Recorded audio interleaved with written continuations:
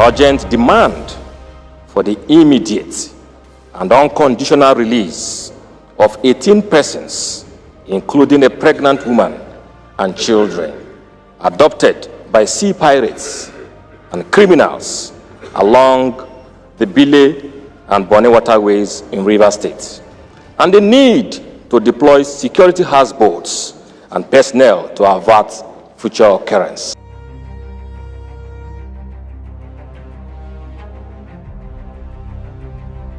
Motion of urgent public importance on the need to resolve diplomatic insensitivities among border communities at Tabira, Okuta District of Baton local government area of Kwara State, Nigeria, and Tandu community in Parakou, Republic of Benin, over authorities of Republic of Benin, on the order of the President of the Republic of Benin, to disrupt movement of people, goods and services that could lead to death if there is no urgent government intervention.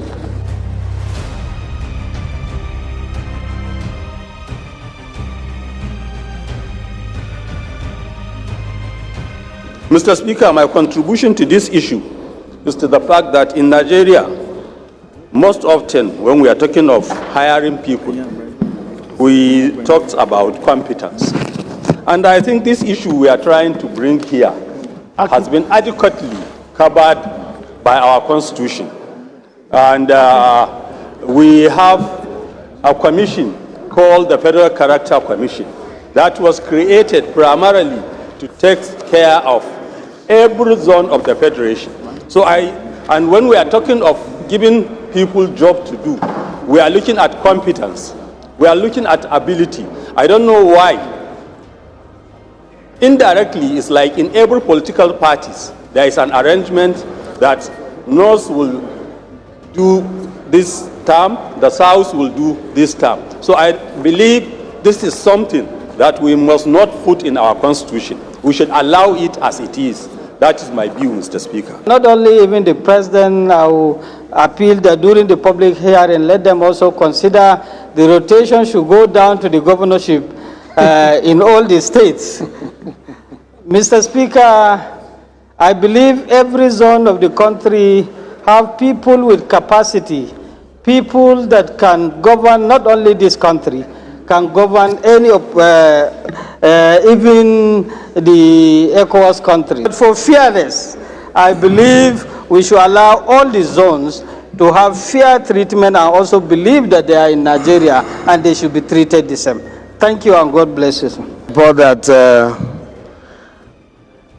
1 to 7 constitutional review go to the Committee on Constitutional Review for it to progress. Say aye. Aye. Those against say nay. The nays have it.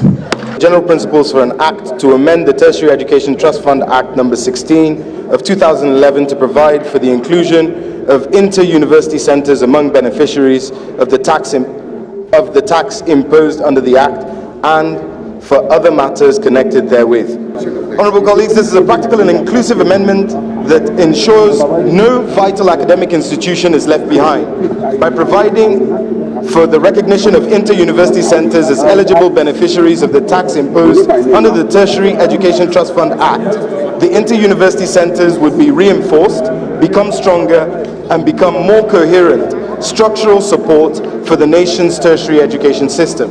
I therefore urge all to support the swift passage of this bill, which will enhance the overall development of the nation's tertiary education system. I am aware that of the provisions of Section 91 of the Constitution of the Federal Republic of Nigeria 1999, which provides that the House of Assembly of a state shall consist of 3 or 4 times the number of seats which the State House in the House of Representatives, divided in a way to reflect as far as possible nearly equal population.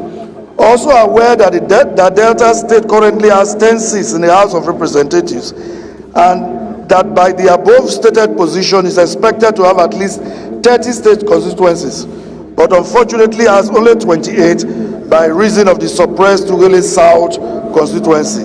I rise to second the motion, ably moved and presented by Honorable Waive. Thank you very much. This motion is referred to Committee on Electoral Matters and Legislative Compliance.